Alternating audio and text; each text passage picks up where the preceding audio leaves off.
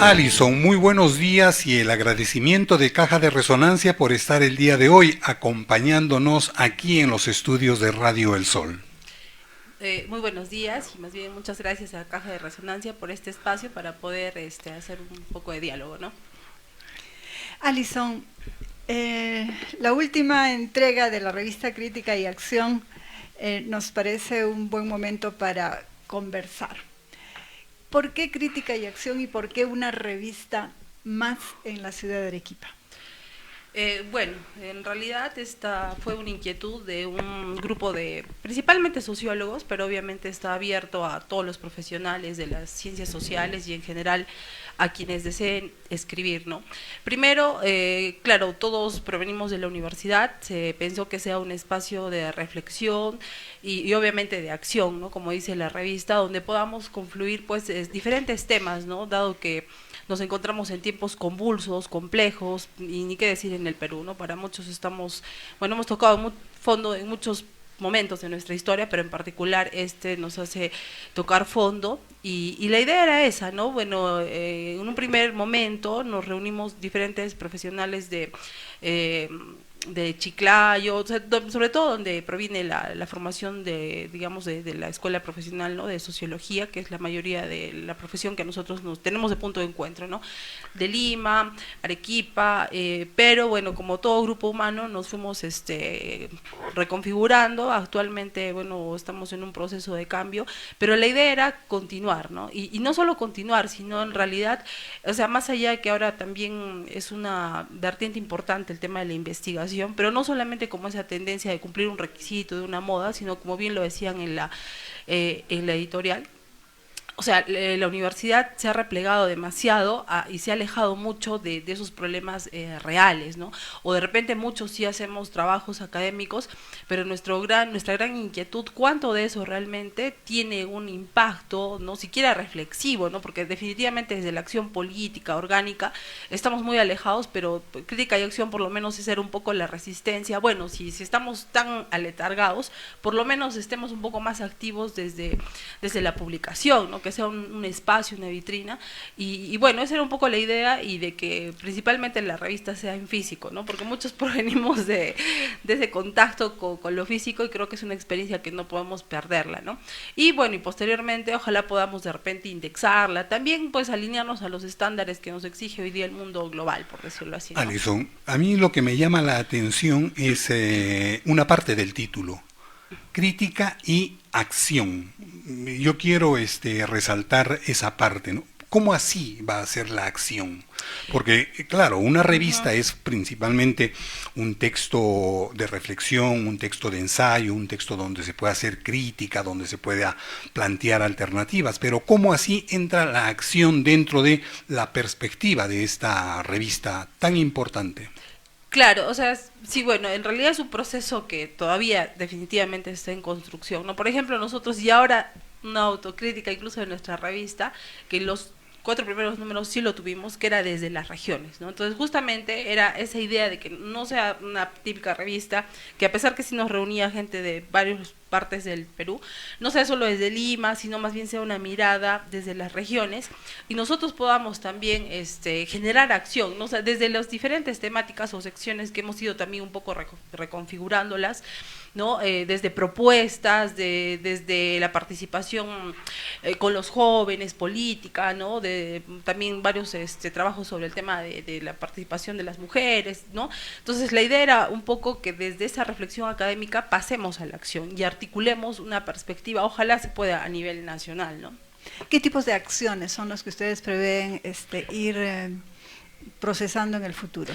Bueno, la idea inicial de la revista, más allá de ser el espacio, digamos, académico, reflexivo, teórico, si se quiere, que también nosotros podamos generar un espacio, ¿no? De diálogos, ¿no? Un espacio de, por ejemplo, conectar con otro tipo de actores o de organizaciones, y que podamos trabajar, por ejemplo, indirectamente, ¿no? Con la revista también estamos trabajando el tema de la seguridad ciudadana, ¿no? Que ahora se ha vuelto un tema tan, bueno, reconocido entre, digamos, los problemas más álgidos, igual que casi o ya en el primer puesto antes de la corrupción. Entonces, que también nosotros, o sea, desde desde lo académico, que es lo nuestro, hacer algunas sugerencias para la acción. Y nosotros también, obviamente, salir de repente solamente ese confort académico y ser de repente personajes también, o tener una opinión más visible desde la academia, porque definitivamente en la universidad hemos tenido un alejamiento, ¿no? Y los temas, la revista tiene un tema y convocan sobre ese tema. ¿Cómo se construye cada número? Sí, claro, la idea inicial era esa, ¿no? Que manejamos algunas temáticas, pero ahora estamos trabajando en general con secciones sociales, económicas, culturales, artísticas, o sea, un poco así. Todavía no hemos abierto, pero sí es ordenarnos un poco más.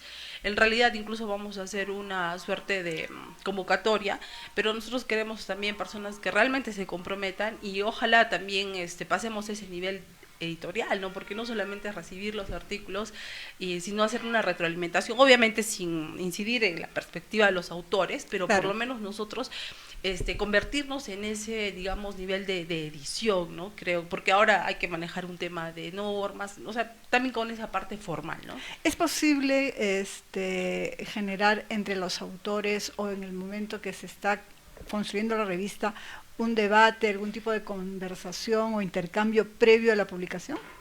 La verdad que no lo hemos hecho, pero sí en este sexto número que queremos trabajar, la idea es esa, ¿no es cierto? O más allá de hacer solo la presentación y reunir a personas comentaristas, que han sido también experiencias muy interesantes, sino de repente llegar a ese nivel de articulación. Sí, vamos a replantear. Necesitamos a sumar más personas también, esa es la otra. Alison, ya pasando un poco al ensayo que tú escribes en esta revista. El ensayo se titula Cambio de paradigma económico, reconfiguración geopolítica y crisis global. ¿Cuáles son las tesis principales que tú manejas en este ensayo? Así que nos las resaltes 1, 2 y 3. Claro, o sea, primero reconocer que el capitalismo, bueno, es un sistema económico, como sabemos, ya bastante largo, y bueno, desde las ciencias sociales, la sociología en particular, que es la ciencia que nosotros seguimos, ¿no? Hemos visto diferentes etapas, diferentes momentos, diferentes cambios, ¿no? Pero una de las conclusiones que yo trato de resaltar en el ensayo es que muchas veces, incluso, por ejemplo, a inicios de siglo se pensaba del fin de la era, ¿no? Pero más bien es un tocar fondo para reconstruirse, y muchas veces el capitalismo salir con fuerza, ¿no? Y ahora, especialmente, se habla, ¿no?, que se ha tenido una era dorada de varias décadas de crecimiento, ¿no?, con el modelo de libre mercado, pero ahora los especialistas están hablando que el mismo capitalismo se está auto boicoteando para generar un receso, una ralentización, que lo hemos visto ya, por ejemplo, en algunas bolsas importantes del mundo, para poder reconfigurarse como sistema, ¿no? Y de hecho muchos, por ejemplo, hablan del reset económico, ¿no? De Economic, por ejemplo, esta revista inglesa muy conocida, dijo pues que la pandemia pues fue un antes y un después, ¿no? Y definitivamente desde el aspecto económico, hoy en día estamos entrando a una reconfiguración muy fuerte, ¿no? Por ejemplo, un indicador claro es que también, claro que es un proceso largo, por ejemplo, es el tema de un proceso de desdolarización, ¿no? Por ejemplo, América Latina es una de las regiones más dolarizadas del mundo, ¿no? Entonces también, ¿a qué nos lleva eso? Es el escenario que vamos a ir viendo en estos últimos años, ¿no?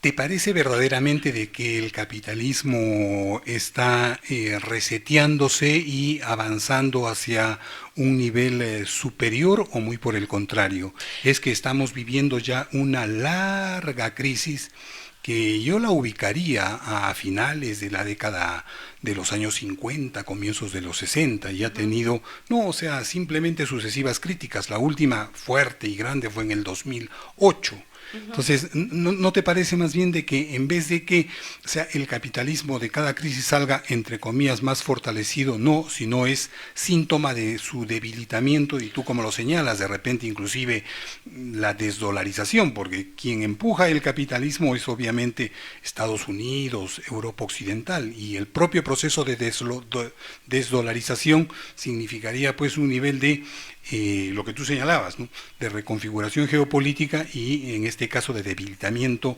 de los Estados Unidos como potencia hegemónica.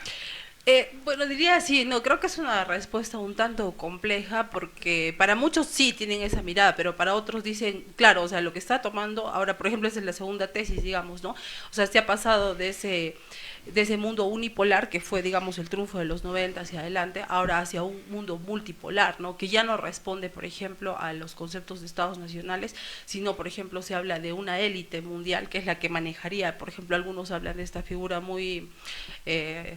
ilustrativa, que es del 1,99, ¿no? Y que nos está llevando a un mundo multipolar, ¿no? Donde aparecen ya otros actores claramente, como es Rusia, los BRIC que acaban de tener su cumbre, y Estados Unidos que obviamente no va a perder ese protagonismo, ¿no? Y una fase que, digamos, podría ser en discusión y que más bien podría fortalecer tal vez ese escenario del capitalismo, es de que, por ejemplo, ese salto, ese cambio de paradigma económico sería también la digitalización económica, que aparentemente nos facilita la vida, pero en realidad cuál es el trasfondo, ¿no? Y muchos especialistas hoy en día lo están tratando, es pasar a una sociedad del control, ¿no? Por ejemplo, algunos hablan con mucho entusiasmo de la sociedad, de las ciudades smart, ¿no? Que deben ser unas ciudades donde nos movamos en 15 minutos, pero serían una suerte como de claustros, o seríamos unos esclavos digitales, o lo que pasó el otro día acá en Interbank, ¿no? Si, por ejemplo, tú tienes que tener tu billetera digital hasta para comprar pan, y si te bloquean, ya no existes. Entonces, y ese no sería un triunfo o un manejo mucho más sofisticado del capitalismo. Entonces, por eso digo, sí, no, ¿no? O sea, hay posiciones encontradas.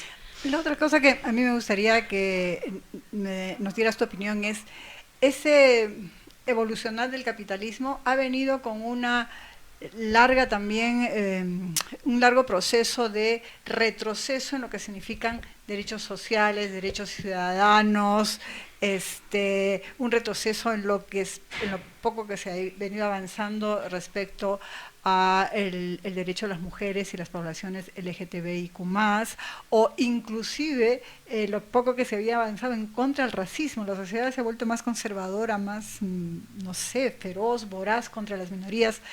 ¿Cómo evalúas eso tú dentro de esta dinámica del capitalismo que nos estás relatando? Claro, definitivamente, justamente para inicios del 2000, algunos especialistas hablaban que si bien es cierto del 50 en adelante, 60, 70 con mucha fuerza fueron la reivindicación de los derechos humanos, los movimientos sociales, y a finales o inicios del 2000 se empezó a hablar del retroceso de derechos, ¿no? Y la verdad yo tampoco no lo entendía, pero creo que, por ejemplo, la pandemia es el mejor ejemplo, ¿no? O sea, por ejemplo, el tema restrictivo vino a instalarse para quedarse, ¿no? Y yo creo que en todo lugar ahora, y eso acompaña todo lo que mencionabas, Pati, ¿no? De temas mucho más, y lo estamos viendo, por ejemplo, en este tema del control de las protestas, lo que está, esta criminalización ¿no? de la política que se está haciendo y en todo se ha aplicado, ¿no? O sea, creo que para mí, ¿no? Por lo menos lo poco que puedo ver de repente, la restricción hoy en día es algo que convive con nosotros, ¿no? Y eso nos ha hecho retroceder lo poco efectivamente que se había ganado en las décadas de 1950 en adelante, ¿no?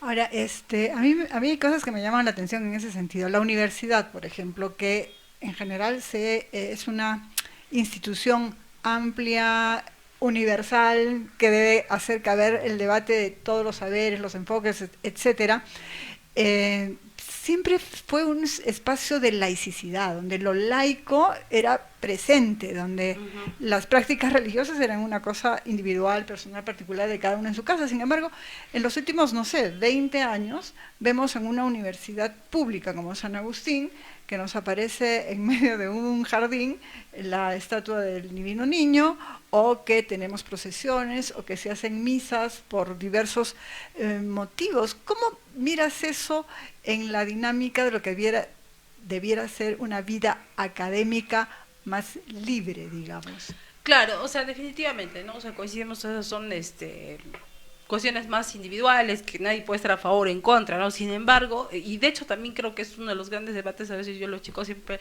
les sugiero que, por ejemplo, y en ese plano, ¿no? O sea, por ejemplo, en las ciencias sociales, hoy en día nos hemos vuelto medios de ideologización, o estamos haciendo ciencia a través, ¿no?, de la crítica, del pensamiento crítico, la búsqueda de la verdad. O sea, realmente creo que eso es algo que si nosotros lo perdemos y que de alguna manera, en algún sentido sí se ha perdido de vista, pues estamos dejando de hacer ciencias, ¿no? Entonces, bueno, y ni qué decir, pues porque también ahora creo que sería un gran debate epistemológico, no sé si podríamos ir por ese lado, porque si nosotros vemos incluso la universidad privada, y bueno, y es interesante porque va al ritmo de la tecnología, pero ya por ejemplo, las carreras que se abren ya son de otro corte, ¿no? Y es un poco ese lado del pensamiento crítico, científico. Pero no te da la pierde, impresión, ¿no?, más bien que la universidad se ha desideologizado y que se está volviendo como muy tecnocrática, pero en que cada vez, por ejemplo, las carreras en las universidades privadas, ni hablar de carreras en sociales, no existe la historia, no existe la filosofía,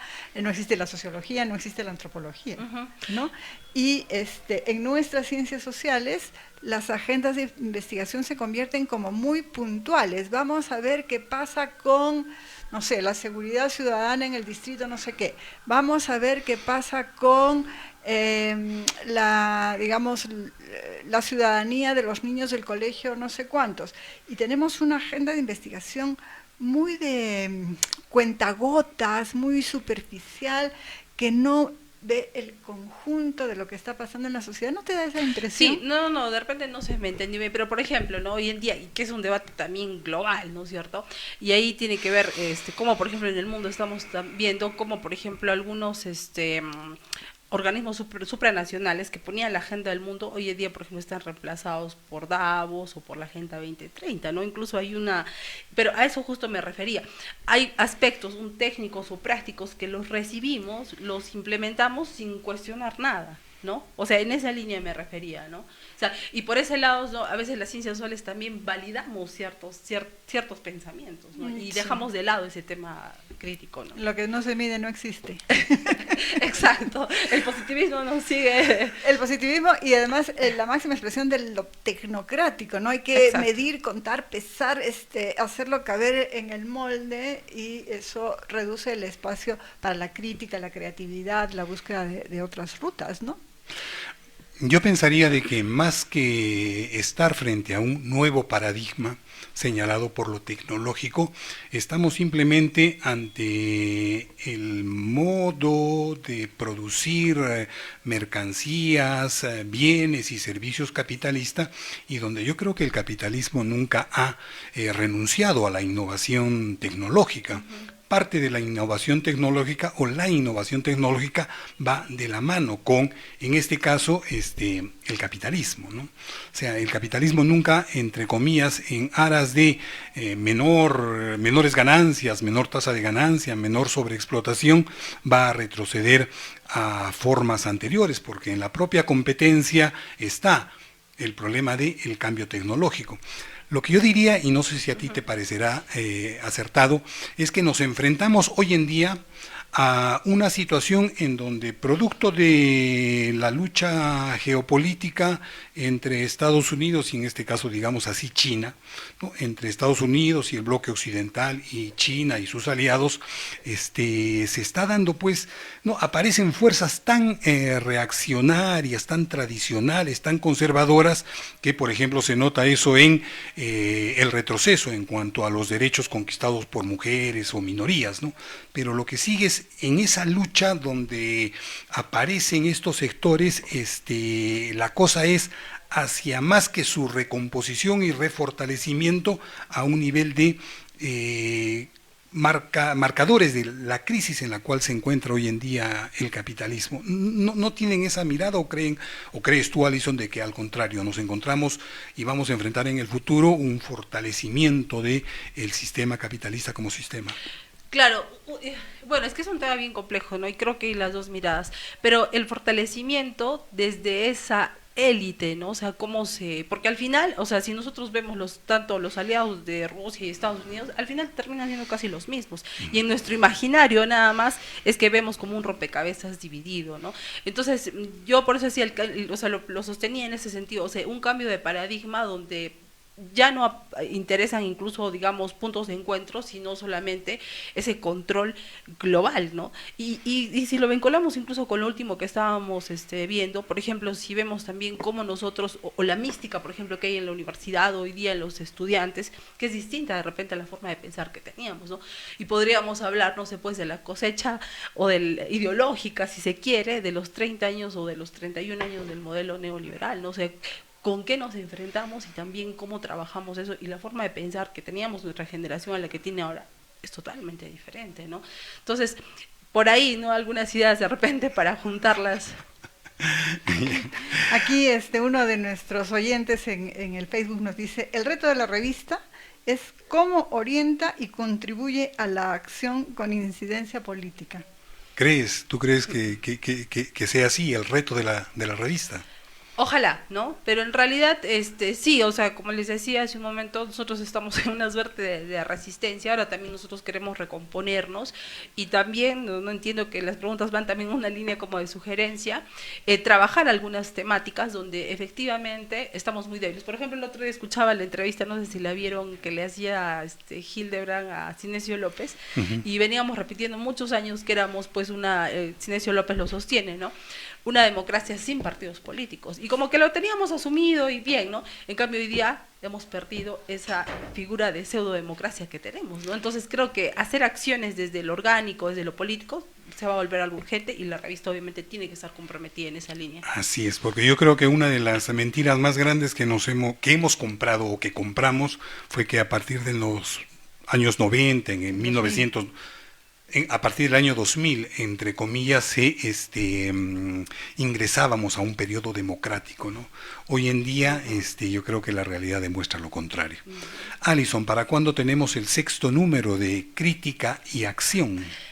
Bueno, la verdad, este año deberíamos haber tenido el 6º número, pero la idea es no demorar, unos 3 meses por lo menos, ¿no? Es que también como lo hacemos en físico, igual también hay un esfuerzo material hay que tenemos que hacer, pero lo vamos a seguir haciendo, y ojalá podamos encontrarnos en los siguientes números ya con algunos, digamos, estándares, porque también, valgan verdad, en otras universidades incluso ya tienen varias revistas indexadas, y ahí nosotros, o sea, si bien nosotros no estamos vinculados a la universidad, pero creo que es parte de articular, ¿no? Eso es lo que te iba a decir. Esta revista Crítica y Acción es un esfuerzo particular. Si bien los protagonistas son docentes universitarios, no es un esfuerzo institucional. ¿Cómo ves tú la universidad o las universidades en Arequipa respecto a esto, la producción de revistas u otros medios donde se pueda ir plasmando el conocimiento y se pueda ir haciendo debate, ¿no? Exacto, y lo peor es, no sé si, bueno, ¿no? Pati, conoces la realidad, o sea, se trabaja temas interesantes, hay productos que duran de trabajos de los estudiantes conjuntamente con los docentes de 1 año, ¿no? Y muchas veces creo que es un gran reto, no existen muchos espacios de publicación, ¿no? Pero productos sí hay. Yo creo que es cuestión de echarle ganas, ser persistentes, tiene que haber un equipo comprometido, y bueno, y también los recursos, que es importante, ¿no? Y cuando tú ves la situación de la universidad o de lo académico saliendo de la universidad. Nosotros ya, como podrás ver, somos un poco mayores, claro, y hemos tenido el gusto de ver, por ejemplo, a sociólogos como Denis Ullmont, ¿no? En el momento en donde ciertamente el movimiento sindical, el movimiento obrero era fuerte, llevando, ¿no?, la academia, la universidad hacia el movimiento obrero, hacia el movimiento sindical. Hemos tenido sociólogos como, aunque historiador es él, no sociólogo, como Alberto Flores Galindo, ¿no? En donde de igual manera salían de lo académico, salían de lo institucional y se dirigían hacia el movimiento social. Hoy en día parte de la crítica que se podría hacer a la universidad es esa, ¿no? Su repliegue a solamente el claustro universitario, a solamente lo académico. ¿Tú cómo ves ese proceso? ¿Es posible, no es posible? ¿O tanto ha penetrado el neoliberalismo academicista que hace que la universidad se enroque en los claustros universitarios solamente? Sí, yo creo que va a ser un proceso duro de descomponer, porque no ha pasado, o sea, tanto se ha institucionalizado esa idea de, yo soy técnico, por si acaso, y no y de no pasar a esa barrera política, ¿no? Y ahora ni qué decir también con todo este desprestigio, ¿no? De la política, entonces muchas veces dar ese paso, yo creo que cada vez ha habido un abismo, ¿no? Por eso yo pienso que de repente no sé hasta dónde, tal vez contradice esto, pero la resistencia, por lo menos del espacio académico, no es lo que no debemos perderlo, ¿no? Pero no sé si muchos estemos dispuestos a dar ese paso, que sería lo ideal, ¿no? Pero tal vez las condiciones del país también tendrían que cambiar, pero esos son procesos largos, creo, todavía. Porque en ese sentido, ¿no? Crítica y Acción, la revista, no es hecha, como podría decirse, no nace desde la universidad, a pesar de que son los docentes universitarios, son docentes, son sociólogos quienes hacen la revista, ¿no? Entonces, es un poco eso, también la revista nace, yo creo, entrando en contradicción y en pugna con ese reduccionismo, con ese retraimiento de la universidad, de lo académico solamente a los claustros universitarios. Pero bueno, ¿dónde la podríamos y dónde la podemos conseguir comprar? Porque yo creo que sí, o sea, este tipo de iniciativas hay que alentarlas y qué mejor que ese aliento tenga que venir también con la compra para que podamos tener el sexto número pronto, pronto, pronto. Por ahora, siendo sinceros, hemos hecho un tiraje muy corto, pero la vamos a, también el hosting lo estamos actualizando en la página para que tengan acceso libre, ¿no? Porque una realidad, no sé si vale la pena comentarlo, pero, por ejemplo, los costos entre mandarla a hacer en Lima y mandarla a hacer acá es realmente a un 60-70% de diferencia el costo, ¿no? Entonces, ¿más barato en Lima? Totalmente.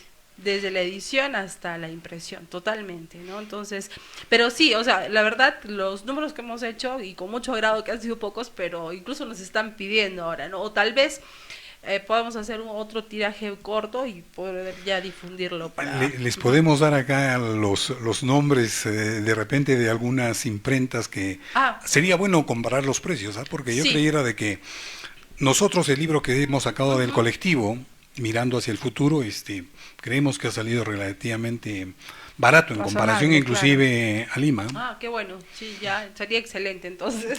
Y de repente ahí hablamos ya de... Porque sí queremos insistir en la versión física, eso sí.